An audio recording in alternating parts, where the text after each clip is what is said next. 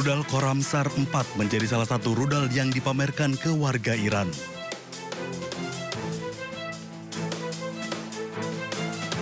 Rudal Khorramshahr memiliki jangkauan hingga 2.000 km dan memiliki hulu ledak hingga 1.800 kg. Rudal ini dirancang dengan teknologi hypersonic untuk hindari radar dan sistem pencegat musuh seperti Arrow 3. Sementara secara desain, rudal Khorramshahr memiliki panjang 13 meter dengan diameter 1,5 meter dan berat luncur 20 ton. Adapun kelebihan rudal ini adalah berbahan bakar cair dan mampu menghantam hingga 80 target sekaligus saat mencapai area sasaran. Di perairan dekat wilayah Indonesia, blokade Amerika Serikat tetap berjalan untuk menekan Iran agar bersedia mengikuti perundingan damai di Pakistan.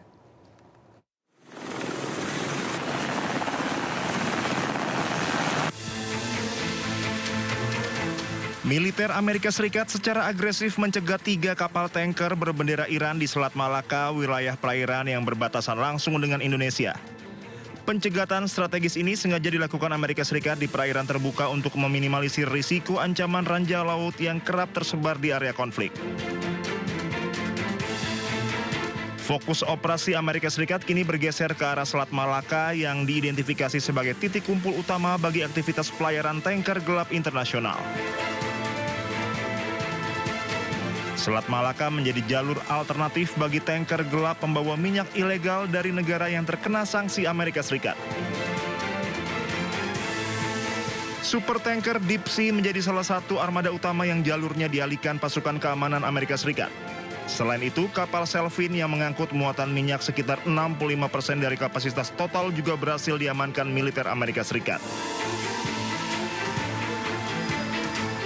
Sementara kapal Dorena yang membawa 2 juta barel minyak mentah kini berada dalam pengawalan ketat kapal perusak Angkatan Laut Amerika Serikat. Komando Pusat Amerika Serikat menyatakan kapal Dorena tertangkap tangan saat berusaha menembus barikade pengamanan di Samudra Hindia. Militer Amerika Serikat juga dicurigai telah menghentikan tanker Deria yang sebelumnya gagal melakukan bongkar muat komoditas minyak di wilayah India. Total 29 kapal dipaksa putar balik sejak kebijakan blokade pelabuhan Iran ini resmi diimplementasikan Amerika Serikat. Kepala Staf Gabungan Amerika Serikat Jenderal Dan Kane sebelumnya memang telah memprediksi Selat Malaka akan menjadi lokasi krusial pencegatan.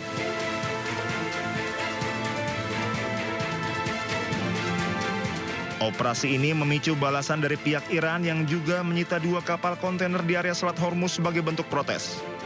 Kondisi ini memperparah gangguan pasokan energi global karena Selat Hormuz merupakan jalur bagi 1/5 kebutuhan minyak dunia.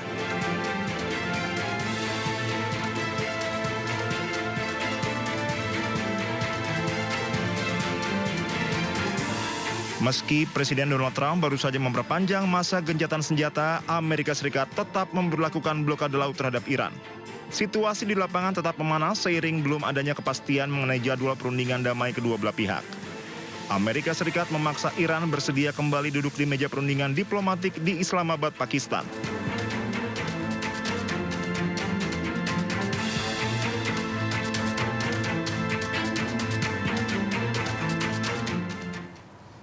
Pemirsa, kericuhan terjadi saat eksekusi lahan di Jalan Muallim Aminuddin, Cibubur, Jakarta Timur pada Kamis siang. Suasana memanas saat jurusita terlibat adu mulut hingga dorong-dorongan dengan warga.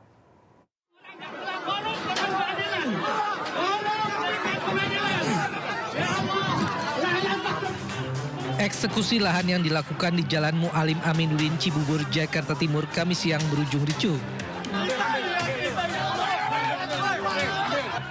Warga terlibat adu mulut dan dorong-dorongan dengan jurusita yang hendak melakukan eksekusi.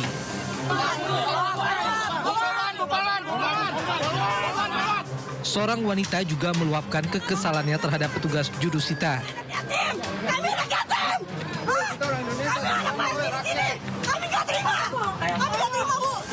Selain itu, seorang jurnalis yang sedang meliput terlibat keributan dengan jurusita.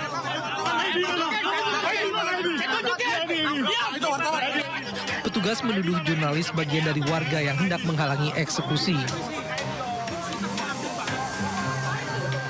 Petugas kepolisian yang berada di lokasi berusaha melerai dan menenangkan situasi agar tidak semakin memanas. Ketegangan sempat berlangsung beberapa menit sebelum akhirnya kondisi berangsur kondusif. Ini adalah sebidang tanah, Pak. Bukan eksekusi tanah dan bangunan.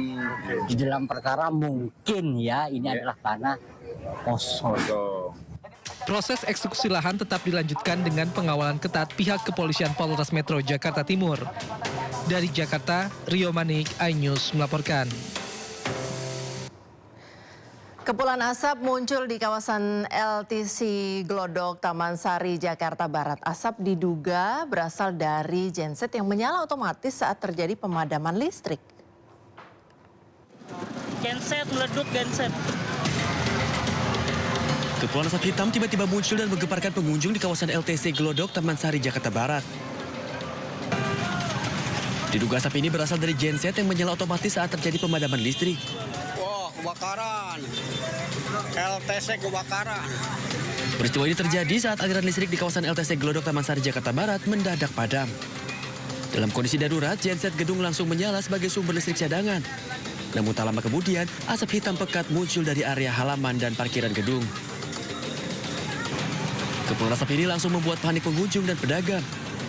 Sejumlah orang sempat berkerumun, sementara lainnya memilih menjauh karena khawatir terjadi kebakaran. Meski sempat membuat panik pengunjung dan pedagang, namun kondisi kembali normal setelah petugas terkait melakukan pemeriksaan di titik asap muncul. Info pemadam dong. Nih, buru nih, cepet nih. Di Muara Baru Penjaringan, Jakarta Utara, 4 rumah semi permanen hangus terbakar. Diduga kebakaran dipicu dari korsleting listrik pada salah satu rumah yang ditinggal pemiliknya bernelayan. Kepulan asap hitam pekat beserta kobaran api dengan cepat membesar dan merambat ke bangunan lainnya.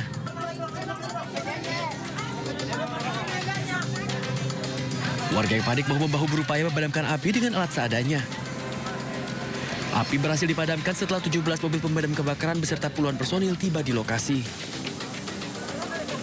Tidak ada korban luka maupun jiwa dalam peristiwa kebakaran ini.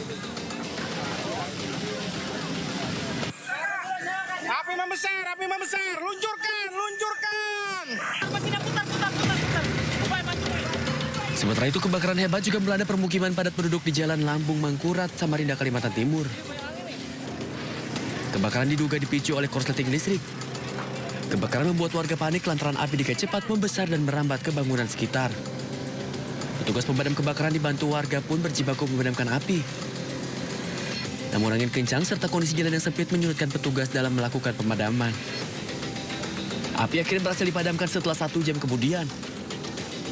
Tidak ada korban jiwa dalam peristiwa ini, namun sedikitnya 6 bangunan ludes terbakar.